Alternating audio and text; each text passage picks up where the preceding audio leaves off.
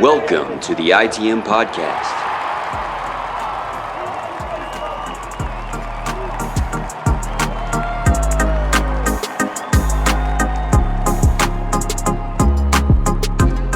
This is episode 192 of the ITM Podcast, the official Red Sox podcast of CLNS Media. Brought to you by Prize Picks. I'm Joey Capone, and that's Scott Neville. Scott, welcome to the show, dude. Yeah, man. Appreciate it. I'm having a panic attack. Should be fun. I'm excited. This is awesome. That's the correct response. So any questions along the way here? Anything along the way where you're like, how do I do this? Who do I talk to? What's the right way to go about this? Those questions are going to be a little hard for me to answer. What to do when you're having a panic attack on a podcast? That's kind of my zone. That's where I can really help. So let's talk about us for a bit, because it's been a wild ride to get here. Obviously, things are a little different. We had very little time to get stuff prepared. Luckily, the folks at CLNS have been awesome about keeping the show rolling. They really believe in the show. They've wanted the show for a while. Unfortunately, at SI, we had this dickhead executive producer who just would not let go of the show. But CLNS has really got you into a good contract, and he held it to you. And yeah, I'm gonna keep doing it. It was good for him. It was definitely a good contract for him. And now we're free of him. Different Scott. These are two different. I'm not referencing that guy anymore. Looks that guy similar. is. I think I met him twice. I don't even know if I can tell you. Be Have we met in surprisingly person accurate. 2 times? San Diego. Yep. I went to so many games with Steve. I don't know if you were ever there. I never went to Fenway in 2023. I think I went Opening day 4 times. Yeah, I went opening day and then a couple of other times, but there was no need to go to Fenway in 2023. So I don't think we overlapped there at all. It might just be San Diego. If that's the case, I feel less good about this. I feel like we've talked pretty regularly, but I'm not. Yeah. I know I said put my name on the graphic. I'm ready to do this, but now that that's hitting me, yeah, I haven't signed it again. Yet, so yeah, if you guys are hearing this episode, if this episode has been published, we've worked things out. If you're not hearing it, well, you're not hearing it. That side of things. So yeah.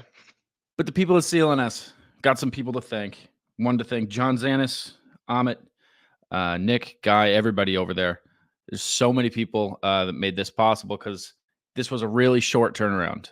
We found out about the change, being that Steve is leaving. I don't know why I was being like vague about that. We found out Steve was leaving about 3.5 weeks ago. Yeah. Which is a small window, and I'm not upset about it, but it's a small window to figure out what to do with your podcast when your primary host is leaving. So it was a scramble job, but CLNS gave up on covering the Red Sox in 2020. They lost 2 of their reporters, and they had one guy. They transitioned him over to Celtics, and we're just done with the team in general. They liked this show so much that they are rebooting all of their MLB and Red Sox coverage because of this show, and because of you guys, because of the listeners, because they saw what a cool fan base that we got and how devoted that they've been. And all it took was Steve leaving for them to really pull the trigger. Yep. Which is that makes sense. And they're just giving it all to you as well. So we can control propaganda. Anything on the YouTube that can come from you directly. So if there's anyone else that joins us, we can just stuff them down and put our show on top. It's good. It's a good spot to be in. Yeah. So the YouTube's actually a perfect transition. Let's talk about some of the things that are changing. The guy with the Nike hat's gone. He's doing that other show now. We got a new intro, I guess. Is that worth mentioning? You guys may not be hearing it on this first episode. We are still waiting for it, but it's worth it because of who's doing it that we're going to wait. We might just run an announcer-less intro for the first couple of episodes. The other thing, our full episodes are on YouTube now. You can find it on our Twitter. It's kind of hard to find if you're just searching for it. If you search Red Sox That's good. CLNS, Red Sox Clubhouse, listen, it's been dormant for years. I just said that. So it's going to I be, know. it's building it Figure back it up. out.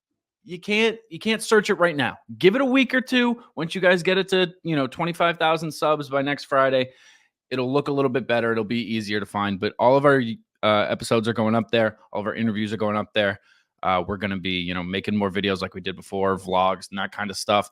And also getting in Clubhouse stuff. That might not be off the bat either, but we are going to be doing some media posting there. So if you want, full clips of media stuff, we are going to be posting those there as well. Another part of this, but this is all before your intro, by the way. We haven't even, we're going to do a full deep dive into who you are, why you're here, who the fuck you are. Yeah. Before that, I want to give people just an idea of everything else that's changing. The other thing that was mentioned in that awesome promo video that some very handsome producer and editor at CLNS put together was weekly live game casts. Now, Scott, do you have a Twitter account? You barely. Yeah, I do. Yeah. That's one of the things we're going to have to change, but you do. You have an account on there. I tweeted a couple weeks ago, like, man, I'd really love to do a Manning cast style broadcast of Red Sox games. Scott, would you believe me if I told you that was a tease? I'm going to be honest with you, Joey. Mm-hmm. This is news to me. And to be honest, I watched that intro, the announcement. You sent it to me before you posted it. Mm-hmm. I probably watched it 6 times because anytime somebody liked it, I pretty much got a notification. Mm-hmm. I didn't know what that was. And we're just going to figure that out right now, aren't we? Am I involved in this? Do I have to do this too? Oh, boy. Yeah, so you can.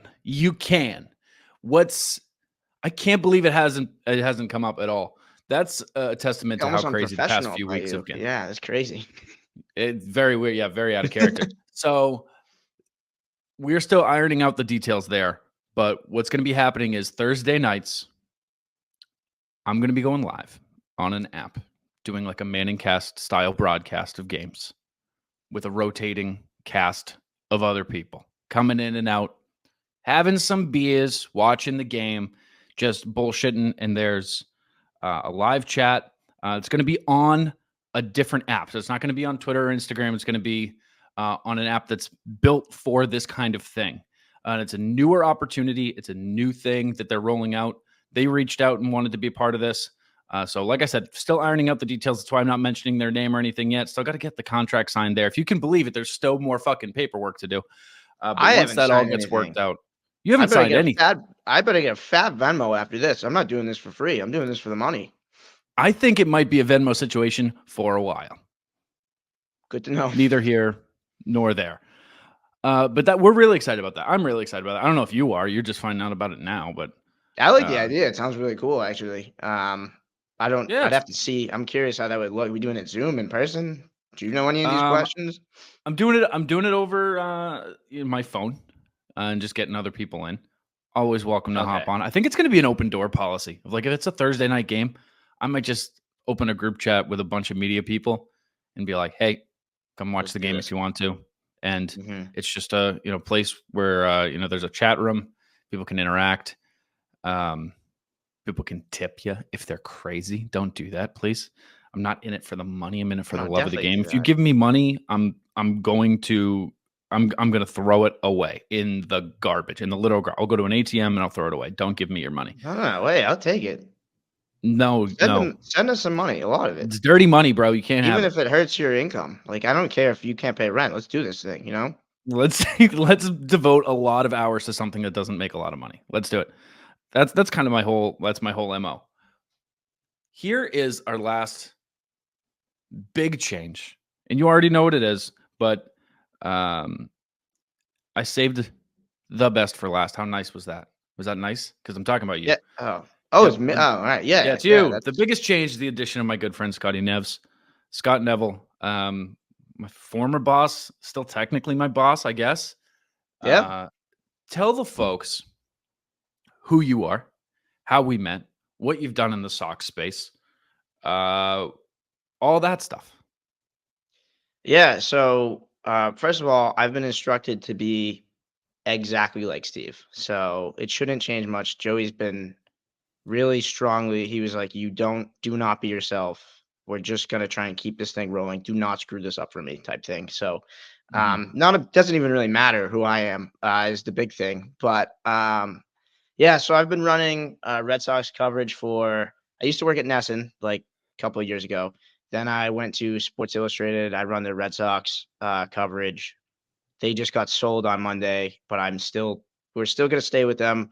And that's nice because even though CLNS is still starting up the Red Sox coverage, I still have all of the abilities that SI will give us as far as credentials and all that stuff. We'll have all the power that SI can give us. So that's basically, that's the good thing about us teaming up with both. That's what I do primarily. It's mostly writing for me, although as we've continued to expand, I've done less front facing stuff and more managing and taking phone calls. But I wrote today. I still write pretty much daily a little bit, which is crazy. I mean, the writing daily part is crazy too. I can't believe that. I think I'm running on a full year of employment with SI, and I think I've written 5 pieces. So that's about the pace that I work at. So writing every day. And it was that drive that got me there, got me to hire you. It was that level of drive that made me feel so good about that choice. You were like, you know what? This guy's probably going to write once every couple months. It's probably going to be about how much he loves somebody associated with the team. It's either going to be, why are we all mad at Heim? Why is Justin Turner not here? Why are we mad about Trevor Story's contract? It's just going to be that kind of stuff. Stop being mad. Start liking everybody. That's what I've contributed. But you kind of nailed it, dude, of why it is you're here. Because I haven't told you why you're here. You've been behind the scenes for a while, and you've built something really big. I don't know if people recognize that. Like, if you just search the latest Red Sox news on Google. Just go there and search whatever. Search that, Rafael is the opening day center fielder. One of the first news stories that comes up is consistently Scott's piece on Sports Illustrated or on si.com/Red Sox. And as much as you've mastered that space in getting to know you in the I guess one single time that we've met in person. But over the phone, having you on ITM in the past, it was like, why isn't Scott doing personality-based stuff? It just seems like the next natural thing. You did need a push. I'll be honest. You needed a push. Yeah.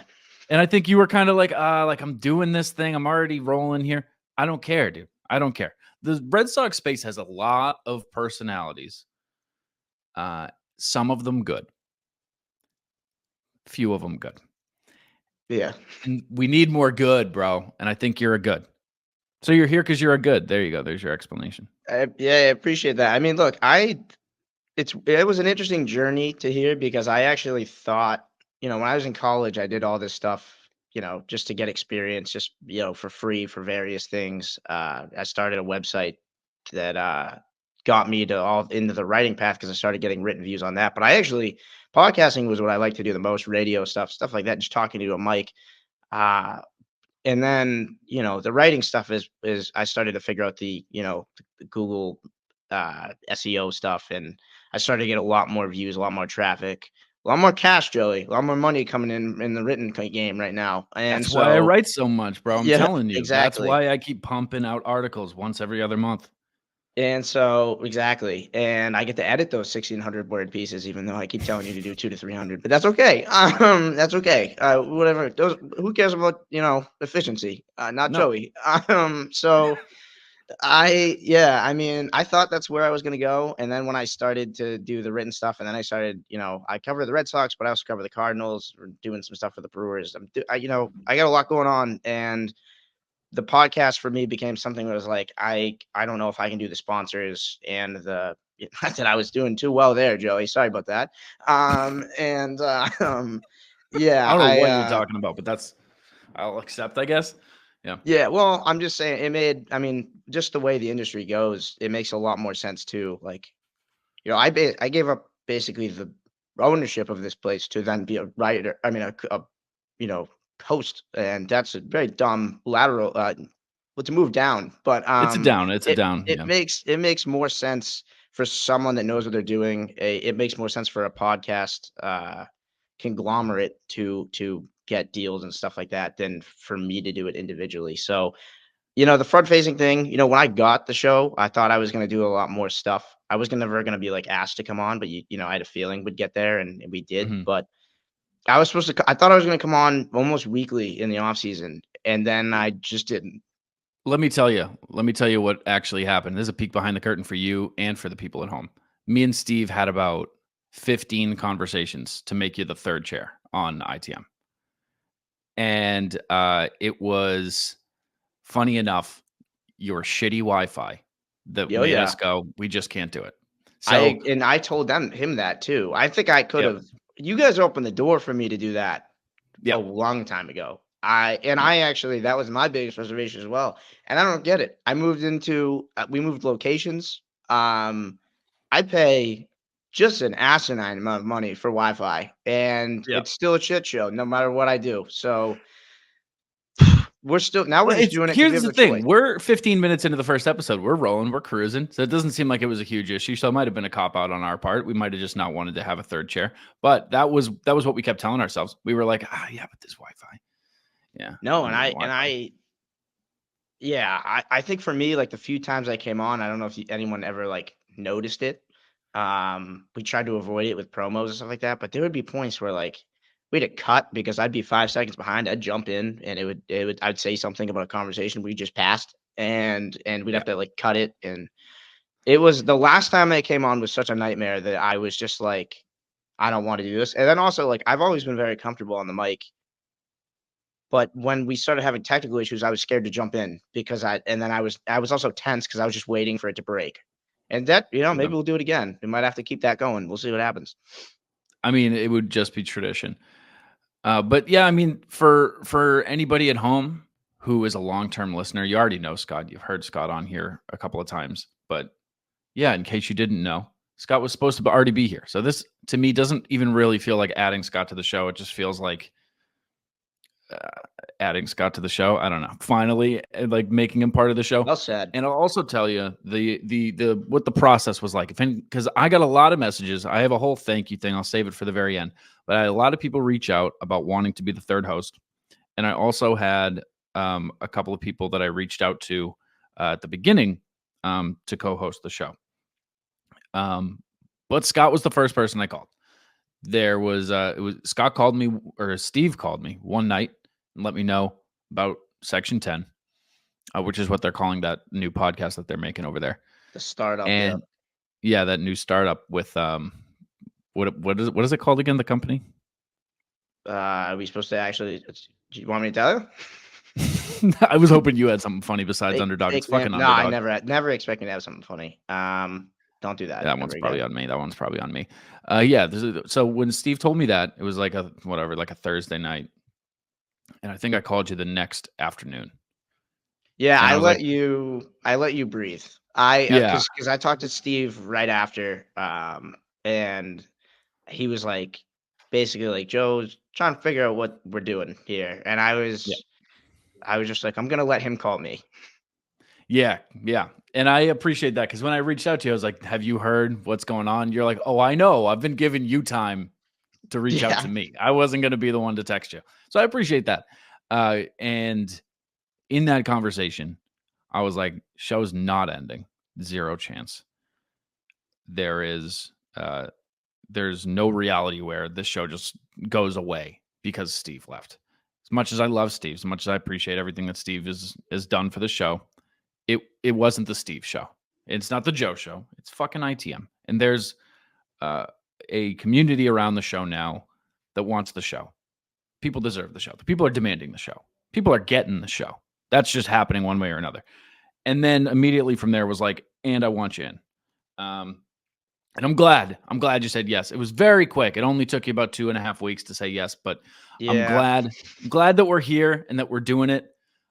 We do have some awesome other big plans and some big guests. We have a long line. Let me tell you, when something goes down, like getting laid off from Odyssey or your co-host abruptly leaves, there is a long line of Boston sports media personalities who reach out and say, let me know if you want me to come on. I'll come on whenever. So we now have a long list of people who I have told, I am holding you to that. You are coming on this show.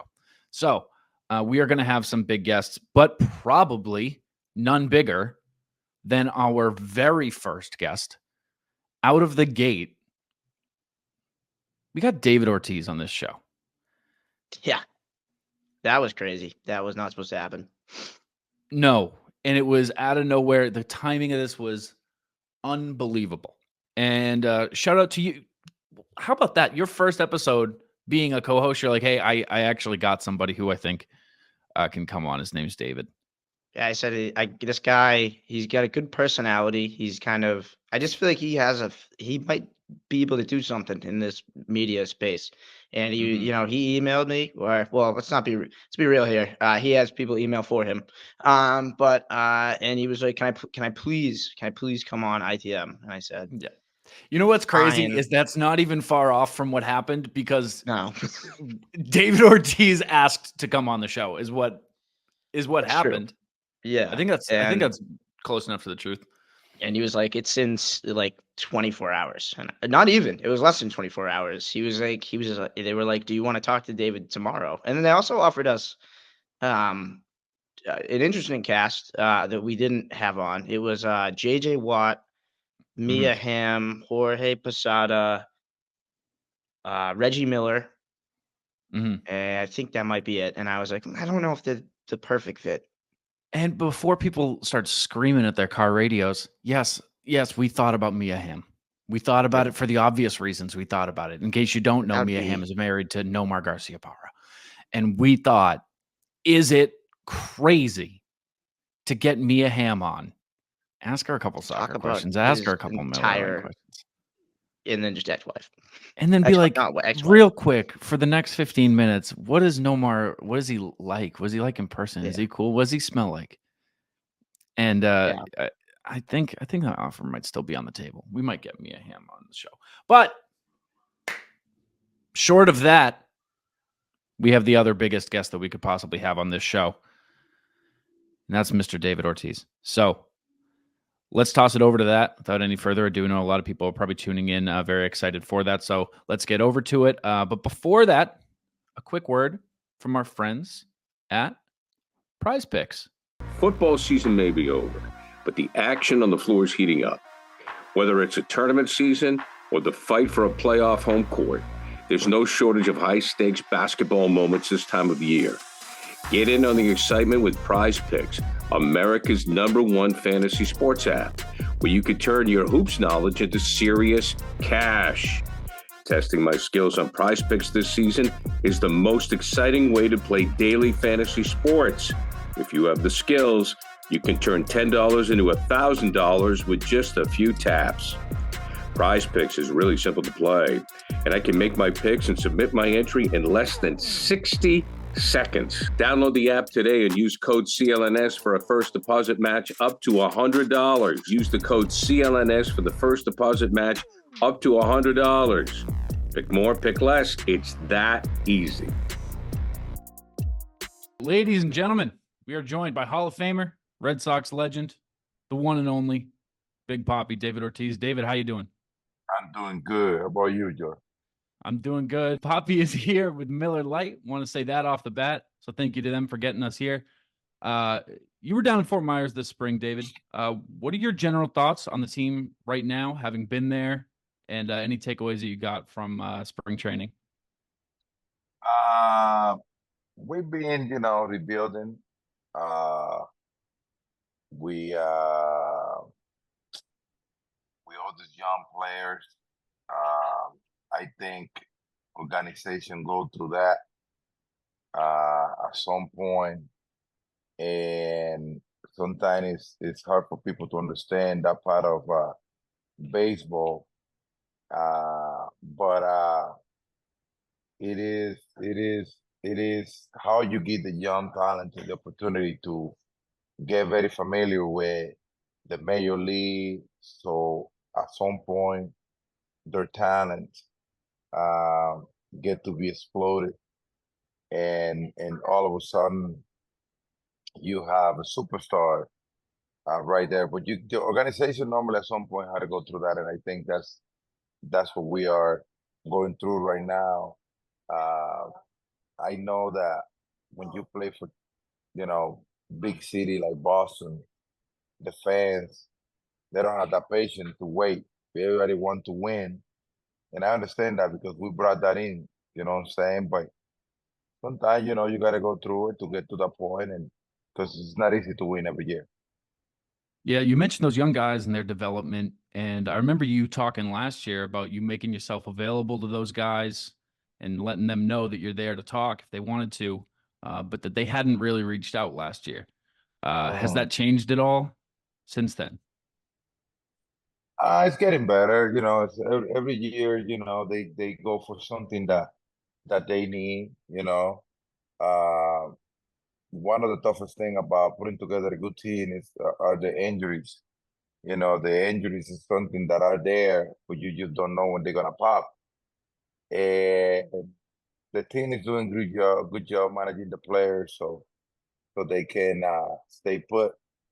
I know that we need the additional couple of pieces, that I guess at some point is gonna happen, but we'll see how the season began with this young group of players.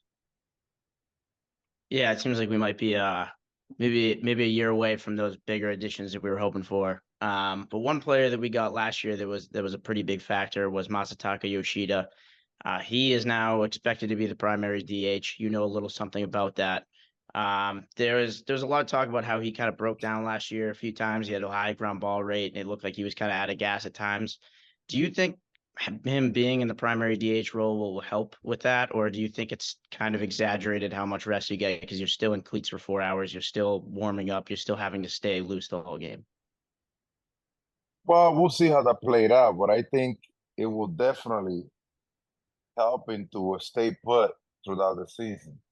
We have a lot of people sometimes don't realize that the Red Sox, we all the Sunday night game, we all the travel, everybody have like the Red Sox have fans worldwide. And whenever we are coming in town to any city, people want to watch us. People want to come to the field, to support.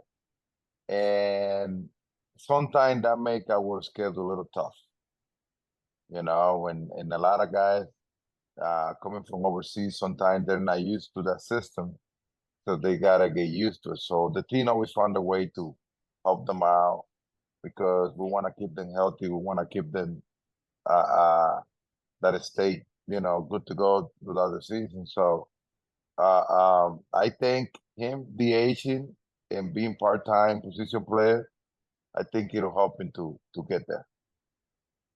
I wanted your thoughts on Rafi. We've seen him grow up quite a bit over the past few years. And a few weeks ago, he took a leadership step forward, if you will, kind of talking about the state of the team, ownership, the needs of the team. I wanted your thoughts on that. What do you think about him stepping up, speaking his mind, and saying what he thinks about the team right now?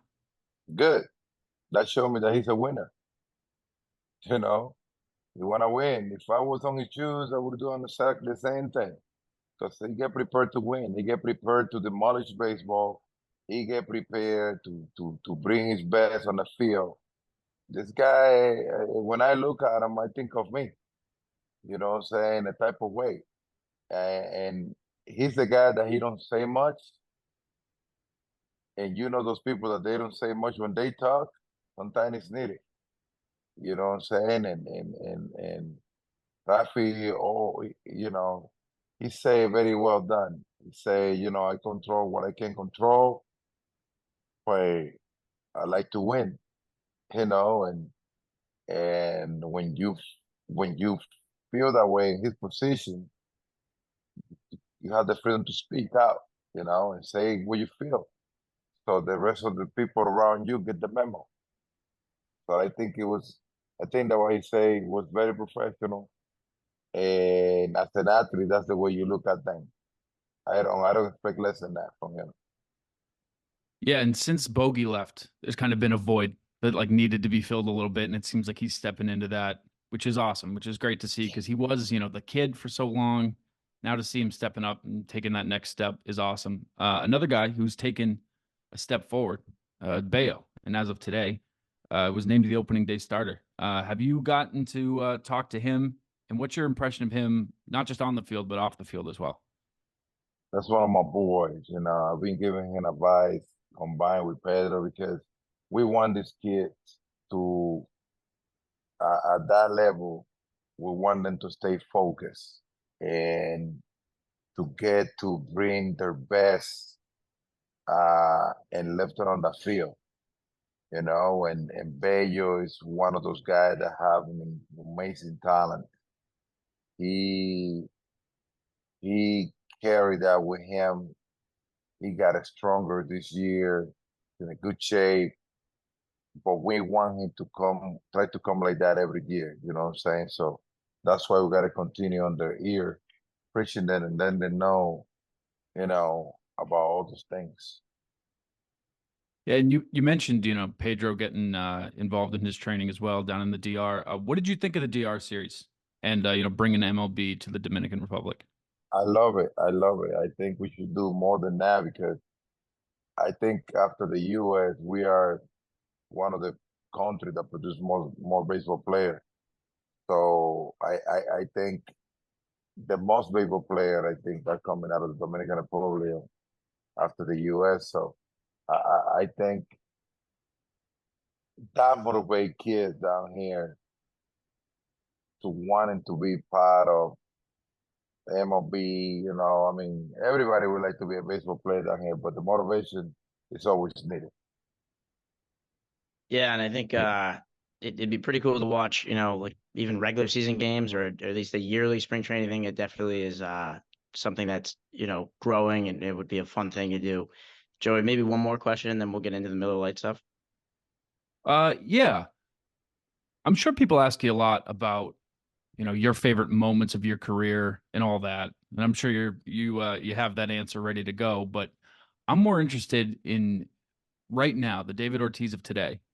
When you go to Fenway Park now, what's going through your head? Do you feel like you could suit up and get out there? Are you replaying your memories? What's going through Big Poppy's head when he walks through the gates of Fenway? I wish I can suit up and go out there. Doesn't work that way, buddy. Yeah. To be a baseball player, it takes a lot of preparation. It takes a lot. Being a baseball player is not that easy. Sometimes people look at you, they see that you stay in good shape, and they think that you can just pull the trigger and go. Doesn't work that way.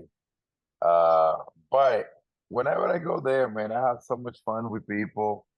A lot of memories, people always get very happy to see you. La Yatra, and people, always get to enjoy, having me around. People always want to talk about situation that we have, this and that, while I play. It's a lot of good memories, and to be honest with you, it's something that I get to enjoy. Yeah, I think if you saw your baseball savant numbers from your final season, you might disagree that I think you might be able to suit up. I might take maybe a couple of spring training hacks, but it was pretty much 100% exit velocity and everything. So yeah. Anyway, last thing, we just want to, you're here with Miller Lite. We want to ask, what is the best part of Miller Lite in your opinion? The taste. Okay, all right. You're bringing that back. The taste, man. I don't mind anything about the feeling, but the taste is something that, to me, that's what got me on everything. But being part of this campaign is something that I really enjoy.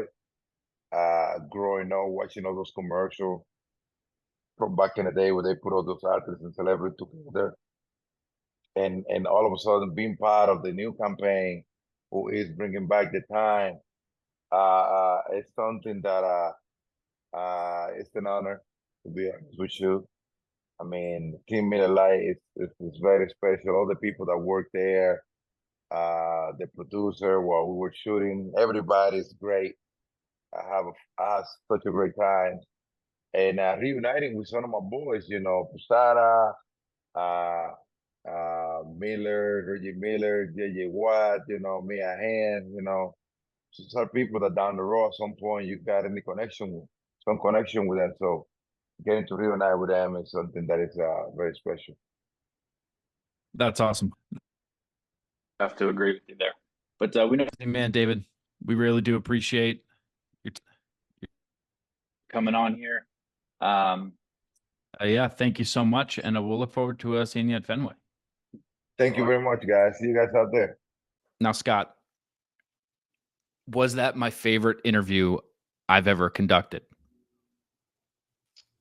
Well, if you count what me coming on as a guest as like an interview, then I'd probably say no. But if you, other than that, probably besides me, yeah. Yeah, besides the spiritual awakening that happened when you and I became best friends. Right. Yeah, then besides that, yes, my favorite. Was it the best interviewing I've ever done? No. I hope not. No, it certainly was.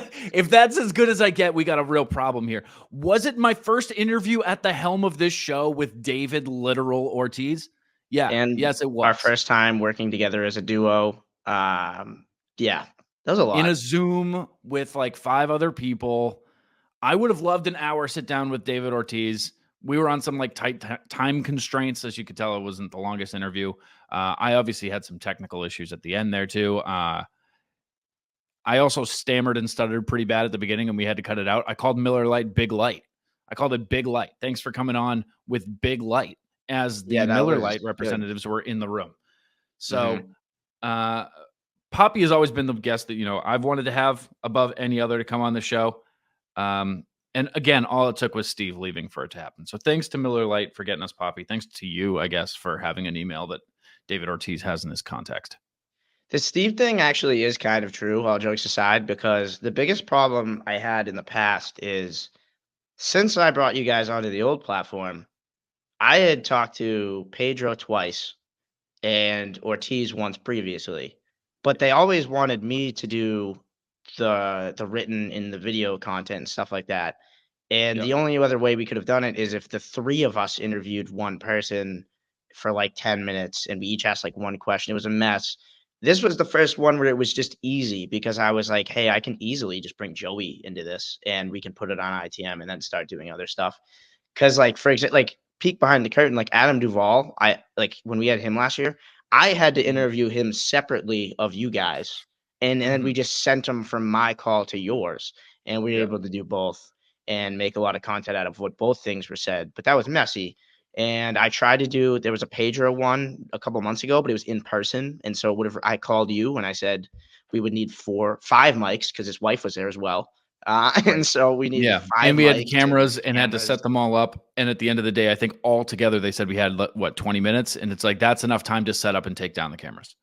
Now, what they didn't tell me was that they had 2 sets that would be jumping between. So we actually had time to set up, but they left that out. So, yeah, good. You didn't know that till right now. So I'm sorry about that. Well, that's but yeah, okay. That's okay. So now that thank God that Steve's gone, can't trust a guy that likes dinosaurs that much. We can finally do this thing, Yeah, I think the kind of kid that you are says a lot about you as an adult. There are some kids that are truck kids. There's some kids that are action figure kids. There's some kids that are dinosaur kids. Steve reeks of a dinosaur kid. I don't trust the dinosaur kid. I just don't. I have a son. I don't know if I've mentioned this on the show. I have a son. He's almost 4. When I see him playing with other kids at the playground, he's playing with a dinosaur kid. I'm like, hey, buddy, let's go play over here. Let's go over there. So thanks a lot to the dinosaur kid for holding up our David Ortiz interview. But about it, dude, I wanted to bring this up. I actually haven't brought this up to you personally, but I wanted to. I didn't expect him to be so distraught when I asked him about the what he thought of spring training. It's like the very first question. I thought we'll keep it light, and then we'll get into, at the end, we'll touch on so Rafi says that the team sucks, huh? And the ownership's really fucking things up, huh? But I thought, okay, we'll open with, hey, you were just at spring training. Pictures all look nice. Seeing everybody, picture you and Duran together. How is the vibes? How is everything down there? Alex Cora said the vibes are trophy worthy. What do you think? And he went, We're rebuilding. Yeah. I was not expecting him to come out of the gate just so upset. But it is, in a weird way, heartening to see that he does genuinely give a shit about the team. You can tell his heart is still invested in the team.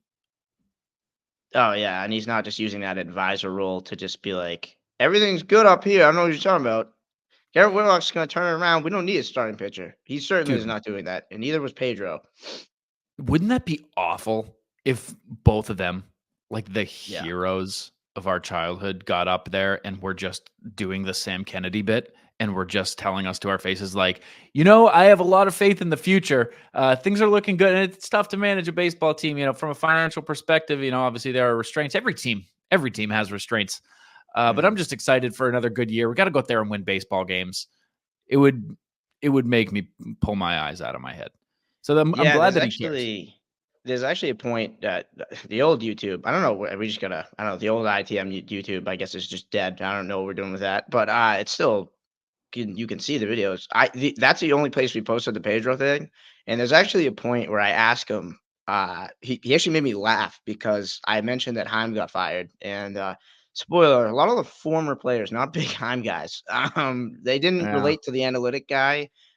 Fred Lynn, who you've had and I've talked to in that whole thing with getting the merch and everything.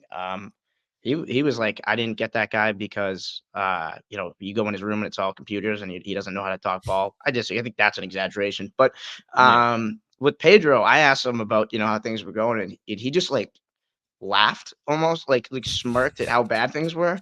And it like made me, I had to cut it in a way that, because I didn't want to make him look bad, but it was, he gave me like I was like, we're going through some changes. And he's like, yep. And you could call it that. You could call it changes. Yeah. So they're all like, they're on the same page as us. I'll say that. Yeah. And that's nice to see. But that was, it was all good stuff from Poppy. I felt like there were maybe two times where my question kind of got lost and he didn't necessarily answer what I asked, but that's okay. That's okay. Do you think he was like, not upset, but do you think he was like, look at this fucking idiot when I was like, do you feel like you could go back out there and suit up? Because what I was trying to get at was like, what are you feeling when you walk in there? Are you like, God damn, I wish I could suit up? Yeah, that wasn't really your question. It was more just like, what happens when you get in there and see the park? But he took it as like, no, dude, I'm gonna play baseball for 5 years. Are you stupid? Yeah. He was like, man, it's a lot of preparation. I'm like, I'm not saying the job's easy, bro. That's not what I meant, Dave. No, I wouldn't say he was nearly like at a level of upset or anything, but I do think he was more just like, no, I mean, like, he does think I'm a fucking idiot that doesn't understand the game. These guys need spring training and they're in their prime. I would need some time to take some hacks here. I didn't really like that. Didn't stand out to me in the moment, so that makes you feel better. Okay, well, that's something that does make me feel a little better. Two things. Speaking of spring training, we should get to some Sox stuff. Talk about spring training a little bit. There has been some news, believe it or not. And secondly, this will not be our final episode before the season. So tomorrow night, if you're listening to this on Tuesday, Wednesday night, Thursday morning, around there, we will drop our season predictions episode, season preview, whatever you want to call it. I think we call it season predictions.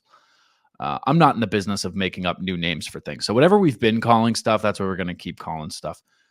We will be putting that out tomorrow. We have a guest tomorrow who slightly less exciting than David Ortiz, but exciting nonetheless. He stinks. He sucks. I'll just say it. He stinks. He was down at spring training. He got some great stuff, some stuff that did some numbers that went a little viral. This is called a tease. It's a clue. Figure it out who it is. So we're going to have him on, talk about that stuff that happened down in spring, what he saw, what his first experience at spring training was like. And then Scotty and I will be doing our season predictions. I don't call you Scotty. Does anyone call you Scotty? My dad does this thing where he tells people he doesn't call me Scotty, but then he'll do it. Like he'll do it anyway. He'll be like, do you call it like another parent when I was like 7 and be like, do you call him Scott or Scotty? And he'd be like, Scott. And then I'll walk by and he'll be like, "Hey, Scotty," and then they'll look at him like he's a pathological liar. So that's Okay, we'll look into that. pretty Sounds like limited. your dad might be Yeah. a pathological liar. So we will be He's looking into that. tell you There's what, he more to can come. talk better than you. Jesus. Yeah. Well, hey, not like I get paid for it. No. Little Sox. We should talk about a little bit of the Red Sox. A couple of headlines here. We're just going to kind of breeze through them. Steve leaving does not change the fact that I'm not a spring training guy, at least not in this year. Were there years? Absolutely. 2022, coming off the 2021 ALCS, adding Story, absolutely. Exciting stuff. Last year, less exciting. Lost Bogey. I don't know if you guys remember. Less exciting. Together. This year, we were together. We were together when that news dropped. We were at a bar together. I told you. I was playing beer pong, and you were crying in the corner, and I was like, "What's going on, cry. Joey?" I didn't cry. Really? I didn't cry. Seemed like it. I You could didn't ask cry. other people in the bar. One of them's a couple floors above me right now, and I think he would say that you were crying. I don't think I cried. I don't think there's any proof that I cried. I'll tell you that. I got a primary source. He's 2 floors upstairs. I go get him right now. Well, I did go We to probably journalism shouldn't put him school, on so the I don't even know what that means. But this year, spring training, I can't say it was exciting. I did have the opportunity to go. I did choose not to. But there are still things coming out of it right now that are worth mentioning. The first being some of the newer news. Ceddanne Rafaela has been named to the opening day roster, will be the opening day center fielder. I was vocal on this show about wanting to keep him in AAA till May, retain an extra year of control. I believe it was May 16th that he had to stay down there until for him to come up. Do I think he's looked great this spring? Yes. Is that based off of the highlights on Twitter and the 6 games that I watched? Yes. But in my mind, I think it's a puzzling decision. And people are celebrating it because the guy is getting the moment that he deserves, which is cool. The guy's worked hard. Every big leaguer has. That's great. Take your moment. But it's a puzzling decision to me for a team that values control so much and talks about the bright, young, promising future and the stars of tomorrow and all that.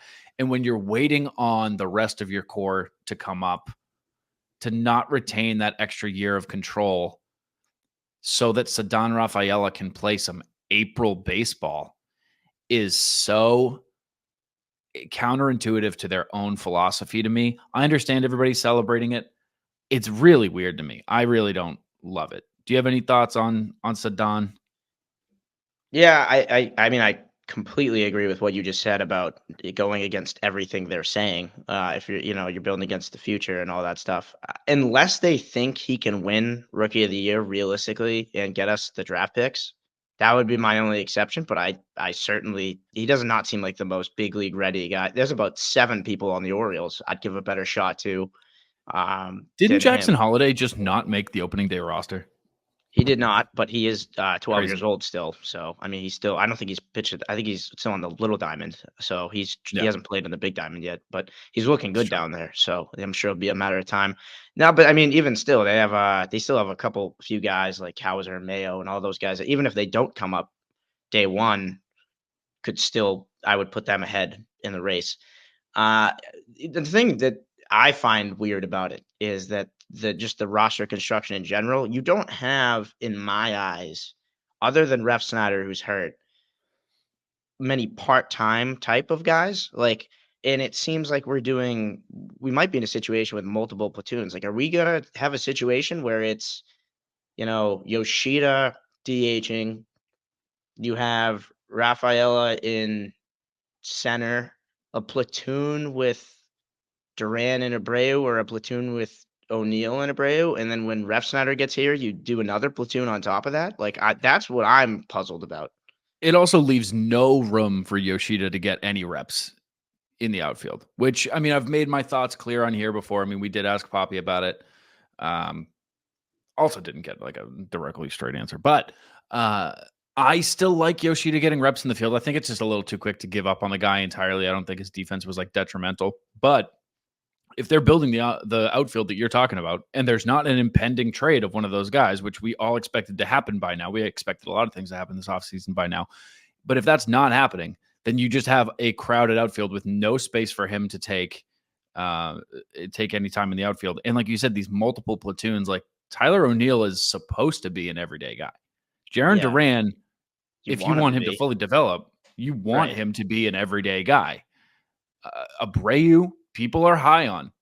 You should probably want him to be an everyday guy, right? Like maybe not right out of the gate, but like this is the kind of year where that guy on a rebuilding team would be getting a lot of reps, or at least not have, a hard ceiling. Like how many games realistically does Wilyer Abreu play? Well, it's tricky because again, if you're putting the matchups together and Abreu and O'Neill have both seem to make the most sense in right field, and if you're going to do that, you're going to have O'Neill only play against lefties like twice a week. I don't think that's going to be the case. So then when do you just go O'Neill plays against every righty and then 50% of the lefties? And then I don't know. It's a weird. Yeah. Now injuries will clear this path pretty quickly. It's a 162 game season. You need depth. I'm not saying, it's a good thing to have this problem 100%, but yeah, the Rafaela stuff does kind of force the issue when it doesn't feel super necessary, because I feel like Duran develop defensively, and you want to see if he can be that guy. If he could do what he did last year, this year, we got a legitimate star. Like it's not just a good stretch.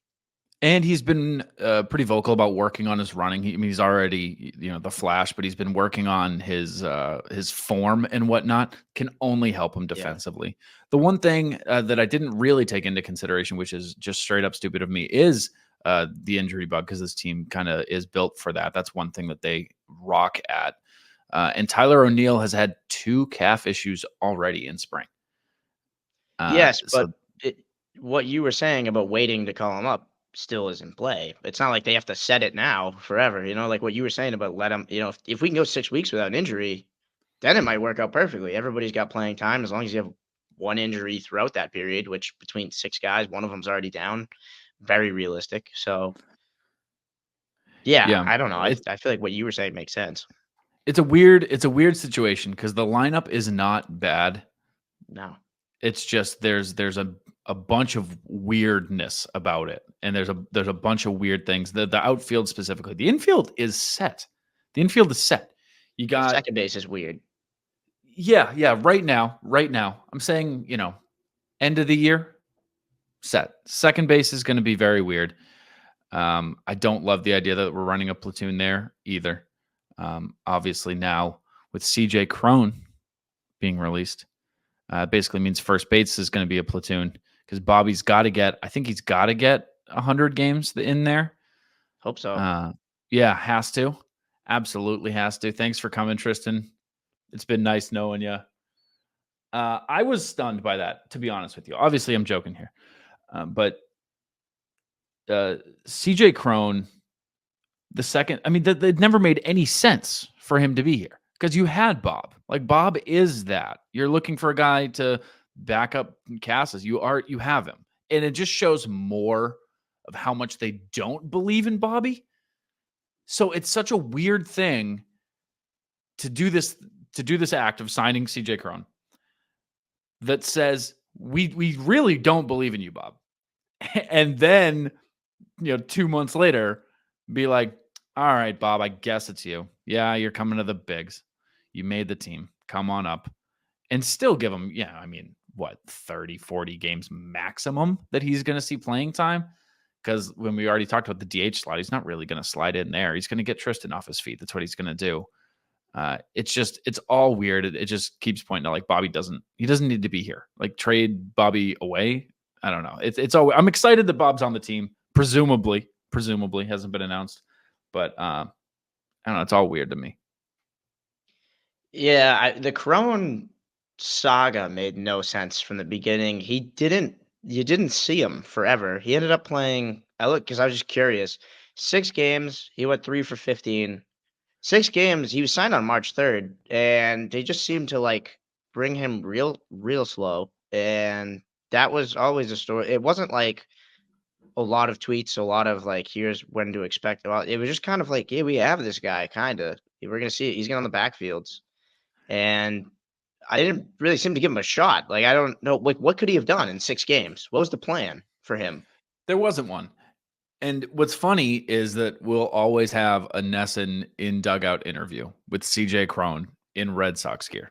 That is awesome. That we will always have that. There's no reason that needed to happen. There's no reason he needed to be here. I'm excited that Bob gets another shot. My mother's more excited than anybody. She's been texting me nonstop asking about Bobby, asking me to tell Bobby a personal congratulations. So, Bob, I know you're listening. Mom is stoked for you. The other weird one, the very weird one that I don't have an answer for, I don't think anybody has an answer for, is Brennan Bernardino being optioned to Worcester. This team is just telling you they don't want lefties. They don't want left-handed pitching, which is certainly a decision. I don't know what people could have seen out of Bernardino within the team that they wanted to change. Great spring numbers. Just another weird decision, and it's putting. I mean, is Joely the only lefty? Slayton, I guess, Yes. could be in there. There's no left-handed pitching. Slayton's a left. Is he? Is he? Am I wrong tripping? there? Am I tripping? It's a good no, he's shot. a That righty. he's not. He's a righty. Yeah, He's a righty. I got So it they have wrong. no lefties. Okay, you just really. I thought I wrote a couple bad articles there, Joe. You can't be doing that to me. Well, you're gonna have to get used to that. That's me just pulling stuff out of my ass. It's kind of my MO, dude. But I mean, let me pull up their whole pitching staff here. Well, so I could tell you the only thing that makes sense that I've heard, and it did not have to be an either or, is Joely opted out, so you had to put him on the big league roster if you wanted to keep him. Where with Bernardino, you put him in AAA, you do get to keep both. Now, why not just keep them both at the big league level? I think one thing that was a little surprising is that Slayton came on and he said, I am just as good as the hype, and I'm already that good right now. Campbell, another guy that I was really excited about. I love those guys. And then Weissert has always been talked about as a AAA guy, like that could maybe jump on. But that guy, I don't know if anybody's seen him throw a slider before, but he should be on the big league roster, in my opinion. So I think the in-house talent, that's the one area where it's like, I've always been like, spend, why aren't we spending? Why aren't we spending? They went cheap on the bullpen, and I think they figured it out. So I think they really just made more competition than they expected. The one guy that I'm just going to debunk everything I'm saying, why on earth is Chase Anderson on this team? Because they just have to make signings at some point. They have to just do something. They have to just be in the news, I guess, legally. I have no idea. I have zero idea. How does he get a big league deal, but Cron doesn't, Joely doesn't? That guy, spoiler, he stinks. Hit it. He's got a 5.4 or something last year. He 2.45 this spring, bro. Watch it. 4 See, games. I didn't have that information in front of me. So yeah, 11 innings, 2.45 ERA, an 0.73 WHIP. Again, that's spring training. That's 4 spring training games.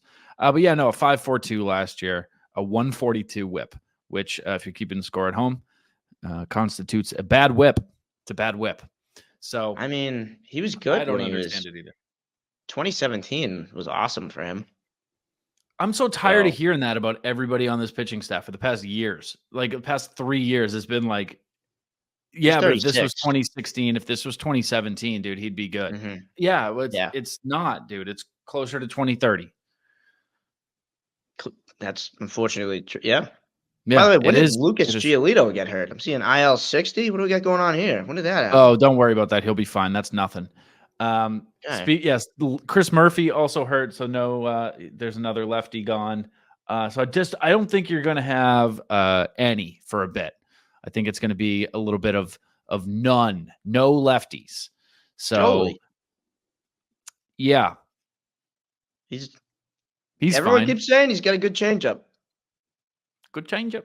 I wish we throw it in a game. Jose Ramirez. You know what I'm talking about? Good changeup. Yeah, I do. It was wow. I don't know. I was gonna say it was Jose Ramirez. You already said that, so yeah, I saw it. Yeah. Thank you, Poppy. Thank you. All right. The only other thing, speaking of pitchers, this is just the last little piece of Red Sox news, and it's actually news that there's no news. Jordan Montgomery is still a free agent, dude. It is Yeah. at this moment 48 hours before opening day. 48 hours to opening day. And the de facto ace, through a couple of injuries, of the World Series winning Texas Rangers does not have a home. Does he... Ready? I'm going to bring one back. This is for the OG listeners that listened all the way back to last week. Water gun to your head, dude. Water balloon over your head. Jordan Montgomery signed before opening day. Does he sign in the next 48 hours? I'm going to say no, Joey. I'm going to say no. I will never. If you say, like, in the next couple of days, I'm always just going to say no. I think he'll be signed by June. I don't know. We don't have that weird, like, qualifying. He doesn't even have a qualifying offer. But there was, like, that period of time when guys like Kimbrel waited till, like, June till that thing passed. He doesn't even have one. That's not even a rule anymore. They changed that in that fun little CBA that they did a couple years ago. So there is no reason for him to not have gotten paid. I've probably written 100 articles about Jordan Montgomery. Keep in mind, I also cover the St. Louis Cardinals. So every day it was like, well, should we? Probably, right? Yeah, I was talking to my mom about Monty recently, and she was like, did the Sox still get him? And I was like, oh, I don't know. She's like, oh, I saw an article that the Yankees might get him. I was like, Ma, you could read that the fucking Rays are going to get him. Like, there's nothing. Nobody knows anything. We're all just still, we've been diving into our bag of tricks for months. It's empty now. Now there is nothing. And the fact that Scott Boras this past week decided to just say, no, he's got multiple multi-year offers out there. No, we got a lot of deals on the table. So do not worry about us. We are good over here. Hilarious. No, you don't, Scott. No, you do not have any offers on the table. That is insane. He may. He doesn't, though. He may, but he doesn't. Also, for me personally, Red Sox odds for Monty at this point, 1%. It's just fallen to borderline impossible to me. Yeah, I don't even know how to give a take anymore because I like looking in a vacuum. I agree, but I keep coming back to the fact that he has to sign somewhere. It's presumed that he'll play baseball again. And in that case, the Astros have said they don't want him. The Rangers have said they don't want him. The Yankees have said they don't want him. The Giants got Blake Snell. The Cardinals have said we're not spending any money. Where he's got to go somewhere, and the Cubs said they're not doing anything else. What are we doing? Where's he gonna go? Is he gonna go to the Pirates or something? I mean, is it impossible that he goes to a dog shit team like that and gets a 2-year deal, 1-year deal? I could see. I would imagine he would have had at least a competitive 1 year or 3-year with an opt out. What's really a 1-year deal with a competitive team? I'm going to say this, and people aren't going to like this one. If I'm like the Dodgers right now, I'm just like, what's 20 more million at this point? We spent $1 billion. Let's just, the pitching staff's kind of weird for them. Let's just make this more of a super team. And the Yankees too, like they had with their injuries they have. 1 year, 25 million, or 3 years, 75, but really you hope he opts out after a year or something. Yeah. I don't know. Especially with Cole down, that makes a ton of sense. Yeah. And with us, it makes, obviously it's always made sense. And even like people say now, like, well, now it doesn't even move the needle because Giolito's hurt. But if it's not a 1-year deal, you want to do that because while Breslow says, I'm going to do nothing and then I'm going to turn it on, it makes a lot more sense to kind of build this thing slowly. So the next offseason you go, well, I already have like a number 2 frontline starter, maybe a co-ace type of guy. We're going to have Giolito back. Instead of just being like, no, right now it feels like his plan is when Teal, Anthony, Meyer come up, we're going to sign 15 new players. And yeah, I don't know. That's exactly what it sounds like. So sign them now so that when next offseason, when they're in AAA and they're probably going to come up mid-season and they're almost ready, you already got some pitching. Also, What if you just win some games, irregardless of your prospect development? That would be cool. That would be cool to just win some games. It's also, this is getting a little ahead of ourselves. Is there any slot for any of these guys? I mean, Teal, I guess, you just, swap out Wong and McGuire for, you just switch them out, put them in opposite roles, have, Wong backing up Teal. I get, well, I mean, not at first, but, in time, that's what you hope will happen. Nothing. There's no place for them. You just got Von Grissom for Grissom.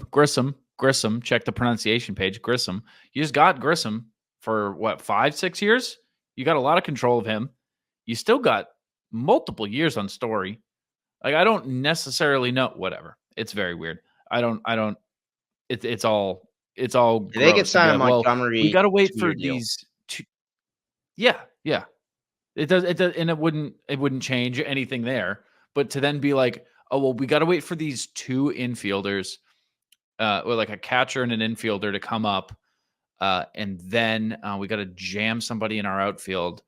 And then we can sign a full rotation. All right. Well, we'll be here. We'll be here hanging out, having an okay time. I was going to say having a good time, having an okay time. Now, Steve Peralt took empty in the bench. We don't have it anymore. There are currently some contract negotiations. It sounds like there's a little bit of infighting going on over there over the segment. So that might be under our control in the near future. But for right now, we just don't have it. So I'm just not going to empty the bench. But actually, I don't even know if I can say those words. Yeah, I wouldn't. I would not play it safe and bleep that. Yeah. But yeah, a question. Yeah. What if we just did the same thing, but we called it something different? Yeah. Do you have a name for an episode? Emptying my brain for thoughts. Emptying my brain for thoughts or of thoughts?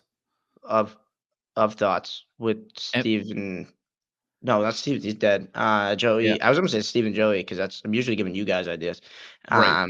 Scott and Joey. That's me. Yeah. Was that good? Your name's going first. Yeah, obviously. Did you notice how the graphic you released today? I was on the left. I didn't make the graphic. Shout out Sean Palmer for the graphic. Thank you for the graphic. Yeah, it was a great graphic. I should have been on the left, but thank you for the graphic. No, but he made that call because he could feel the shift. Well, he also put my name above yours, but. Well, you told him to do that. I don't know if I did. Might have taken that on himself. Hi, you guys tell us who you think is in charge here. I don't like that. Don't do that. Don't do that. Don't do that. Don't do that. Don't do that. Don't ask them that. Don't talk to them. I'm going to be doing the intro tomorrow, and you're going to be real upset about it. Don't talk to them. They're not. No, you're not doing the intro. We do have a cool person doing the intro, but now it's been enough time where this guy told me he would do it, and then reached back out and was like, "Oh, I'm going to do it at this place," and I was like, "Right on, very cool. Let me know when it is." And now I feel like it's been too long to reach back out, so I'm just not going to put one in. And then if and when you guys hear it, he has reached out and done it.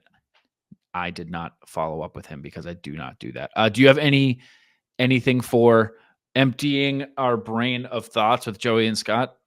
It literally rhymes when you go second. Yeah, I know. There's a lot of ways. There's a lot of reasons for me to go second. We'll talk about it. I mean, I'm not sold yet. You make some good points. Thoughts to empty? Do you have any thoughts to empty? I have one. All right. And would you like me to go first? Would that not just constitute like a closing thought then? Do you have a closing thought? I'm going to be honest with you. I've been on this show before. I've listened to it before I acquired it. I've never really known the difference. It's usually like emptying the bench is like, here's a bunch of bullshit. And then closing thought is like, closing thoughts is not a bunch of bullshit. A closing thought is like, you got one and it's like here's my thing. Mm-hmm. Yeah. You get the floor a little bit.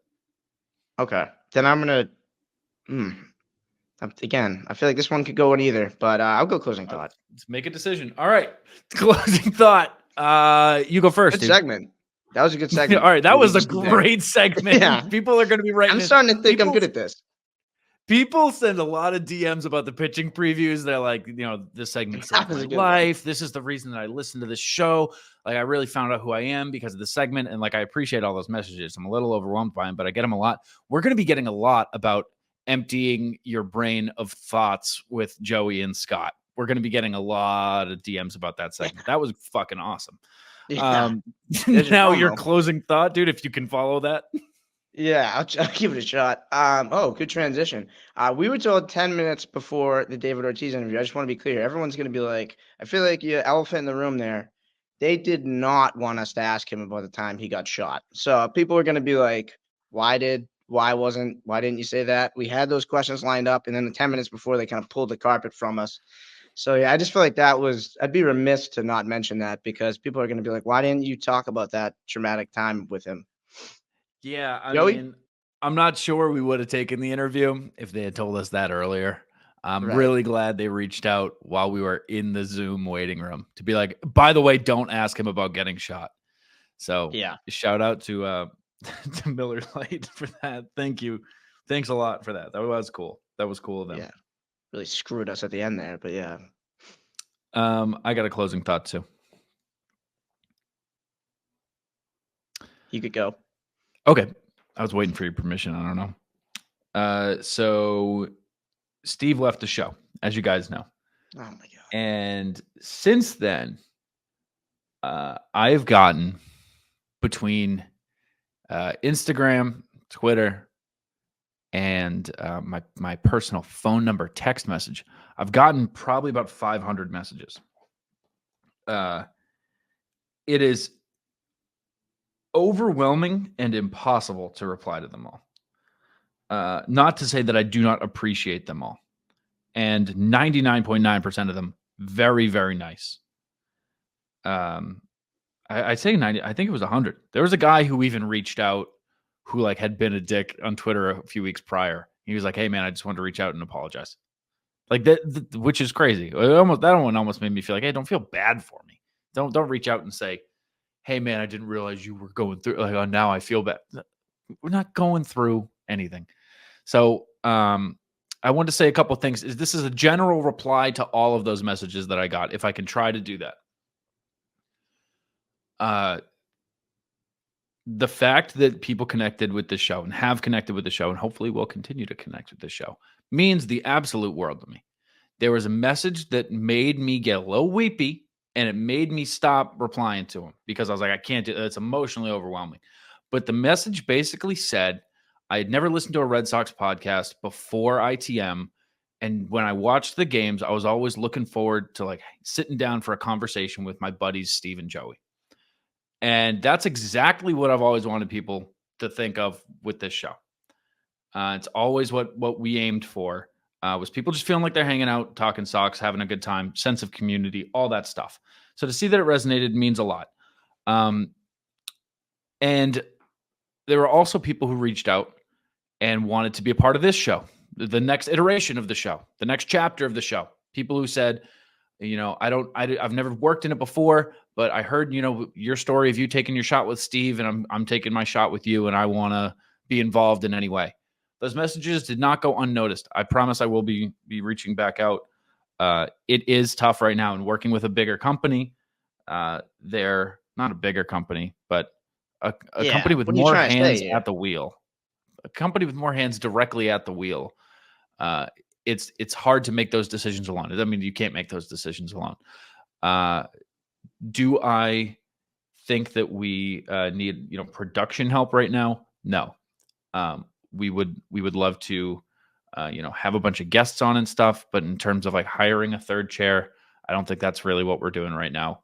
But I do appreciate all those messages and reaching out. I think that's just a great thing to do. So keep at it. If you were one of those people who reached out and said, hey, I want to work in this industry, this is my love, this is what I want to do, keep doing it.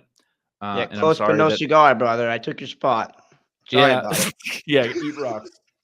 But yeah, thank you to everybody. There's some really great, nice messages in there. So thank you to all you people at home. Scott, you got anything else? Am I allowed to have two closing thoughts? Because I thought that was I don't know. I feel like you're switching the rules here. We're past closing thoughts. Now it's like we're in the outro. Come on, man. How long are you going to drag this thing out? We got 3 closing thoughts? Okay. No, yeah. we're past it. We're past it. I'm okay. trying to get to the outro. Do you got a thought? Do you got something you want to say? Yeah. I'll just say I got a lot more followers than I thought I would from that. I mean, I don't use social media, so it was good to see that, people still care about you, Joe, because, who knew, Yeah, the promo was cool. The messages were cool. And to those people that, were reaching out to join, I actually, when this first show was created, the EI, I'd never even told you this before, but I actually auditioned for that too. I did it when, did you? Yeah, I was like, my parents were asleep and I did it really quiet and it was absolute trash. I heard your last episode on the plane ride and found that you had this similar experience where you were like, that sucked. Let's send it.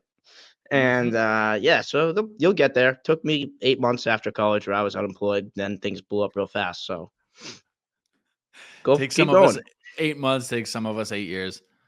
But yeah, no, keep at it, everybody. Thank you so much for those messages. And we will be back either Wednesday night, Thursday morning for our season preview episode for the 2024 Boston Red Sox Major League Baseball season. This has been ITM with CLNS Media, brought to you by Prize Picks. I am Joey Capone. It's Scott Neville. Go Sox, kid. Go Sox, kid. Did that sound? Go Sox, kid. Yeah, go Sox, Go kid. Sox, kid. Is that? Go Sox, comma, kid. Go Sox. All right. Bye, everybody. Bye.